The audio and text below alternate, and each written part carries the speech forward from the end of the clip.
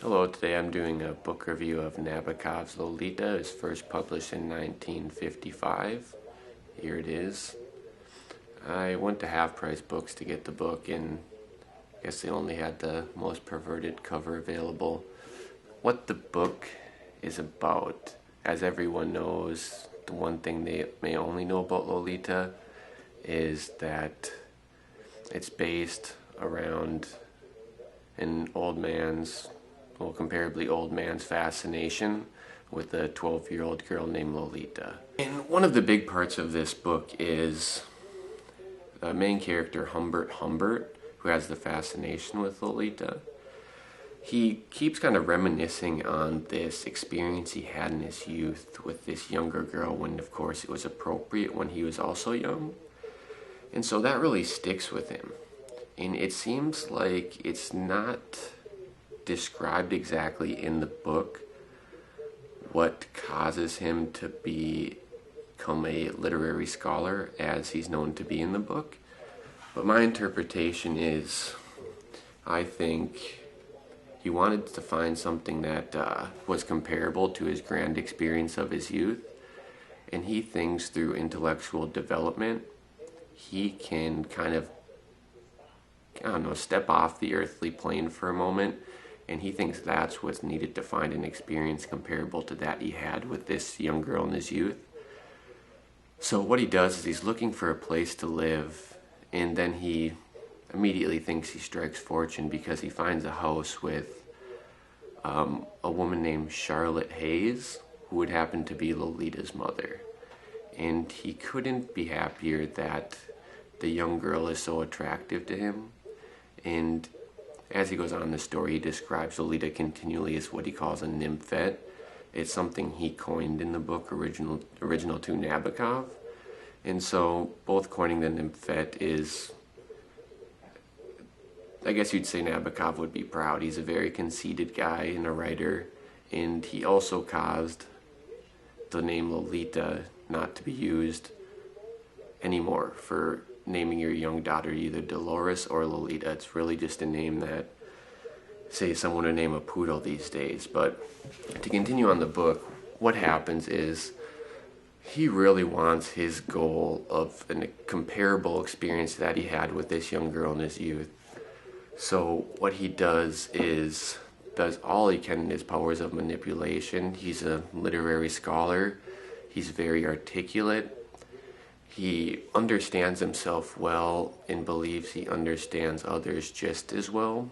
And sometimes just believing he understands others just as well is what allows him to manipulate people, because there's just no restrictions when he attempts to. So typically manipulation is evident in all books. In this, it's one of the major themes.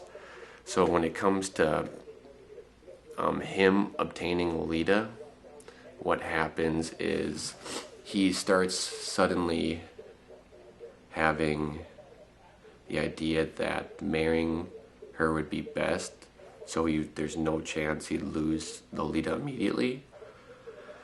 And he knows that Lolita's mom is fascinated with him. He's some literary scholar, and he's got kind of those English qualities where he's just, best way to say it is she's just really fancy and suave.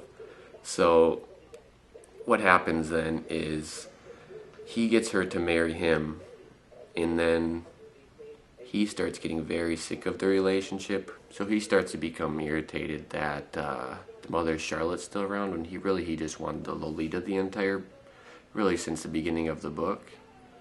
So he starts daydreaming about an easy way to murder her.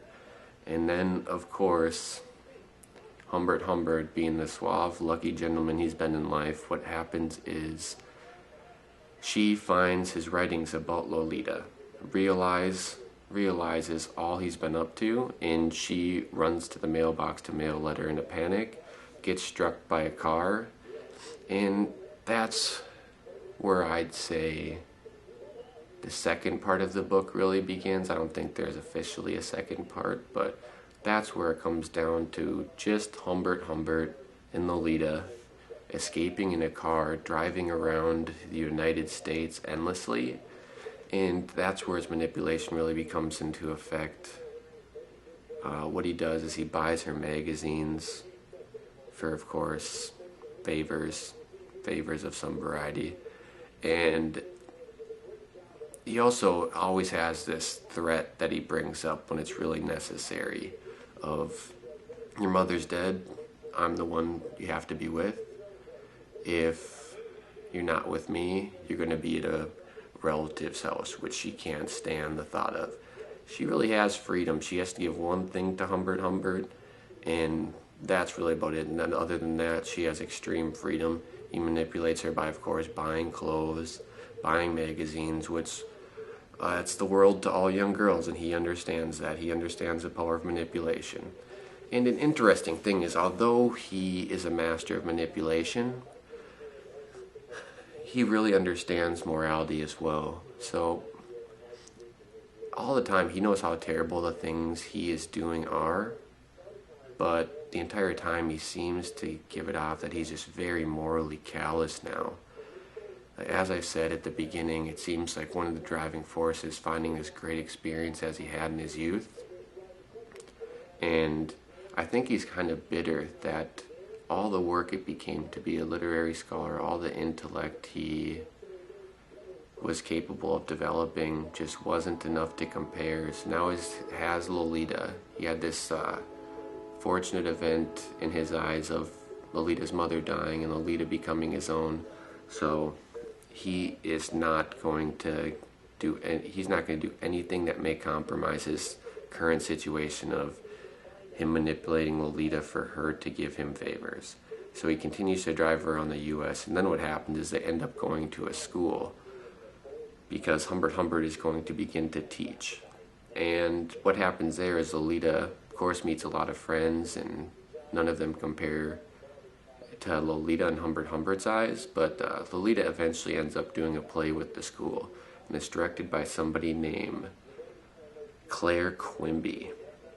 And that's an interesting character. He wrote the play for Lolita, as I said, and she ends up doing the play for a while, and during rehearsals, Claire Quimby says he really liked Lolita's performance.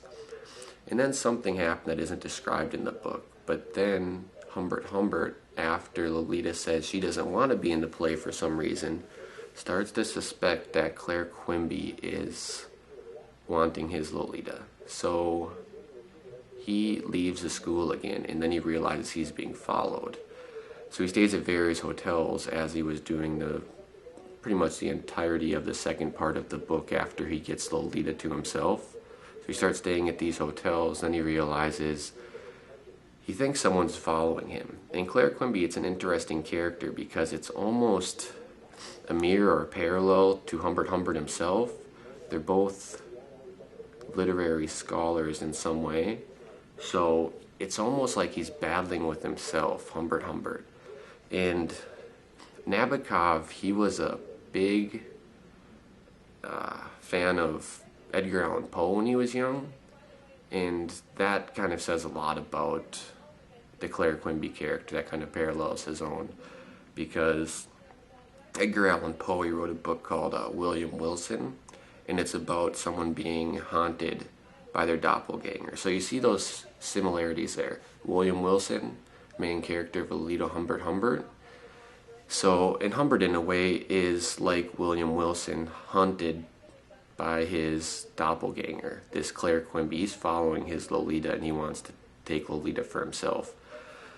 And eventually, Claire Quilty finds success when Lolita escapes Humbert.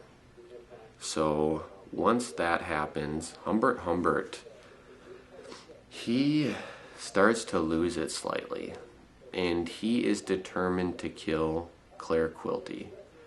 And the way he's going to do that is he is, of course, going to hunt him down. It takes him a while to hunt him down. He finds him at gives you the impression it's kind of an abandoned mansion.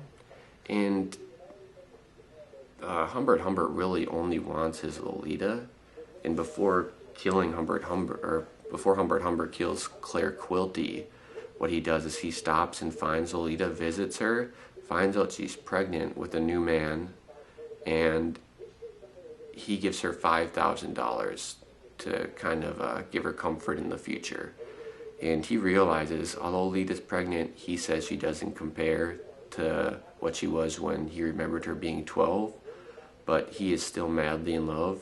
And it seems in a way he can't admit that to himself. He says it in the book that he's in love with her, but he can't admit how in love with her he is. So he transfers his love into hatred for this Claire Quimby, since he knows he can't get his Lolita back, even when he attempted to when he visited her home with her new husband. So what happened is he transfers that love to hatred for Claire Quimby, which is almost in a way himself, goes, murders him, and then he escapes. So it's a gripping book. Just part 2 is really fascinating. Part 1, you really wonder where it's going to go. And the good news is the book, it's not as lewd as you'd imagine. It's really tastefully done. The language in the book is about as rich as it can possibly get. And Nabokov's English is so rich at times. One of the negatives is it's almost cloying. He goes on digressions, kind of just digressions to impress at times, it seems, but overall it's such a unique book. It's something you have to read for that reason alone. And just the structure of a book, it's almost a expression of tyranny, is a way Nabokov put it, as an expression of tyranny, I believe he said. And it's really just what one person can do to control another to their advantage. So it's a unique book, and I'd suggest reading it just for that reason alone. If you're a fan of Russian literature, as I happen to be, you can understand that he was heavily influenced by both Russian culture and Russian literature. So if you're a fan of, say, Turgenev or Gogol, Dostoevsky, Tolstoy, it's really a great book to read. It kind of gives you that other side, the more westernized culture that would be kind of after the golden age of Russian literature. So Lolita, I'd say give it a read. It's worth reading. And that's really about it. And if you end up reading, I hope you enjoy.